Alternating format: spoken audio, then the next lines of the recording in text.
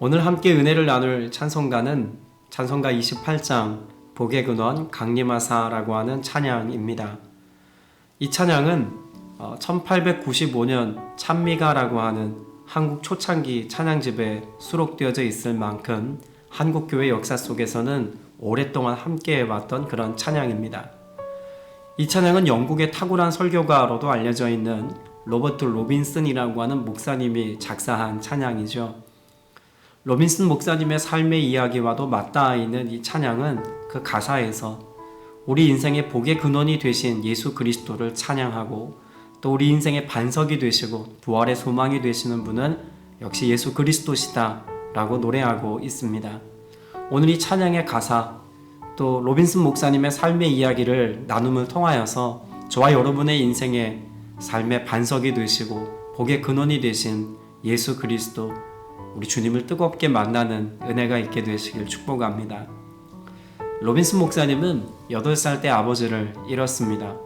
자연히 어렵고 힘든 세월을 어려서부터 보내게 되죠.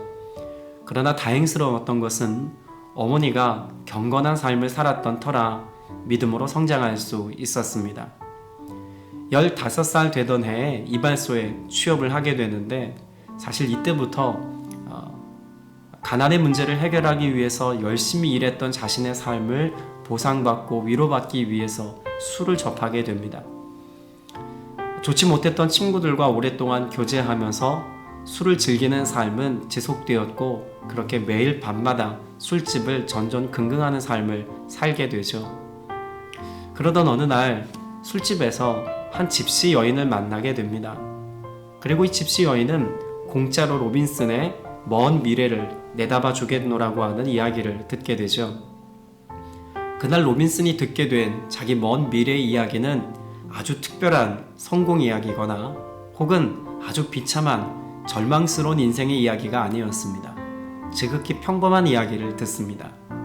당신은 아주 오래 살게 될 겁니다. 자녀를 낳을 것이고 또 손주까지 많이 보게 될 것입니다. 라고 하는 이야기를 듣게 되죠. 그런데 이 이야기가 로빈슨에게는 매우 절망적인 이야기로 들렸습니다. 술독에 빠져 살고 있는 비참한 자신의 일상, 여전히 가난과 어려움과 직면하여 살아가고 있는 지금의 모습을 그저 오래 살기만 한다면 그것이 인생의 참 행복일까? 라고 하는 생각을 하게 되죠. 자신의 인생을 돌아보기 시작했고 앞으로의 삶에 대해서 진지한 고민을 하게 되었습니다. 그러다 문득 어린 시절부터 어머니로부터 들었던 예수 그리스도, 복음의 메시지와 또 예수님의 은혜, 사랑, 이와 같은 진리의 내용들을 마음 가운데 떠올리게 됩니다. 그리고 찾아간 곳이 바로 교회입니다.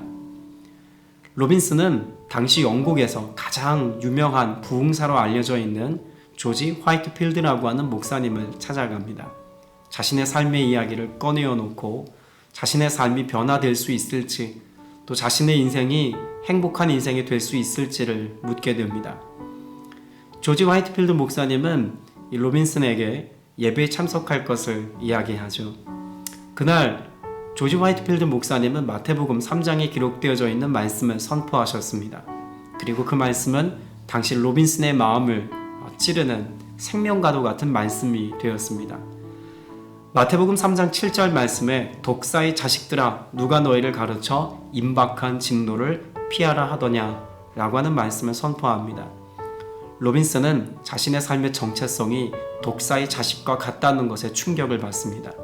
그리고 목사님과 함께 훈련과 양육의 과정을 받을 것을 부탁하였고 그렇게 3년간 목사님과 함께 철전 회개의 시간 또 주님을 깊이 알아가는 시간을 갖게 됩니다. 3년이 지난 어느 날 로빈슨은 예수 그리스도를 인격적으로 만나게 되죠. 그렇게 주님을 뜨겁게 만난 로빈슨은 이전의 삶을 깨끗이 청산하게 됩니다. 덧없는 자신의 삶, 또 그동안 살아왔던 삶의 무익함에 대해서 철저히 고백하고 주를 위해서만 살겠노라고 헌신하게 되죠. 그렇게 성경을 또 신학을 독학으로 공부합니다. 당시에는 신학교가 많지 않았기 때문에 그렇게 독학으로 성경과 신학을 공부하고 목회자가 되는 경우가 덜어 있었습니다. 로버트 로빈슨이라고 하는 이분도 그렇게 신학을 독학으로 공부하고 한 교회로부터 청빙을 받게 됩니다. 노포크라고 하는 교회 목사로 청빙을 받아서 사역을 시작하게 되죠. 노포크 교회 목회자 집무실에서 그가 부활절 준비를 하고 있던 어느 날이었습니다. 이 부활절 예배를 준비하다가 문득 자신의 삶이 꼭 부활하신 예수 그리스도의 그런 영광의 모습과 닮아 있지 않은가라고 하는 깊은 묵상을 하게 됩니다. 술집을 전전긍긍했고 도시 뒷골목에서 비참한 삶을 살았던 자신의 삶을 예수님이 건져주셔서 하나님의 자녀가 되게 하시고 주의 종의 길을 걸어서 많은 영혼을 살리는 일을 감당하게 하신 이 모든 것이 마치 죽음의 권세를 깨뜨리고 부활하신 예수 그리스도의 영광의 역사가 내 삶에 재현된 것처럼 깊이 묵상이 되었습니다. 그리고 그 은혜와 그 자비와 그 사랑에 관해서 찬송시를 써내려가죠.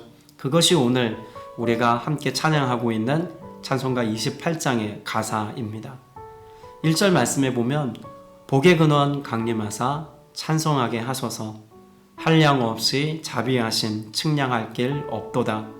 천사들의 찬송가를 내게 가르치소서 구속하신 그 사랑을 항상 찬송합니다. 로빈슨 목사님 마음 가운데 가장 감격이 되는 메시지가 있다면 무엇이었을까요?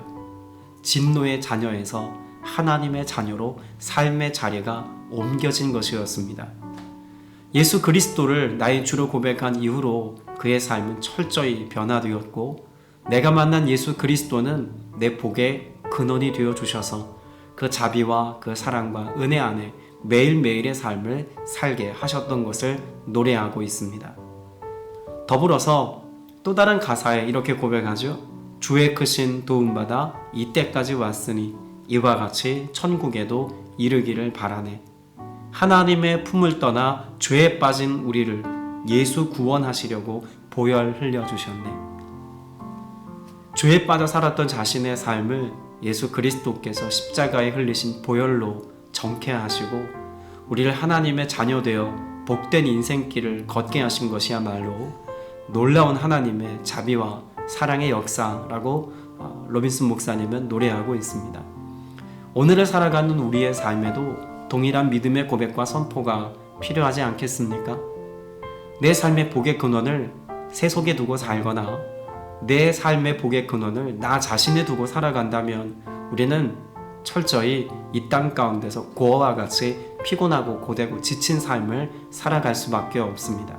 그러나 내 삶의 주인 되신 내 인생의 근원 되신 예수 그리스도를 나의 주로 고백하고 의지하며 살아갈 때 우리는 복의 근원 되신 예수 그리스도의 자비와 사랑 안에서 참된 평강과 참된 소망과 진정한 기쁨을 맛보는 삶을 살게 될 줄로 믿습니다.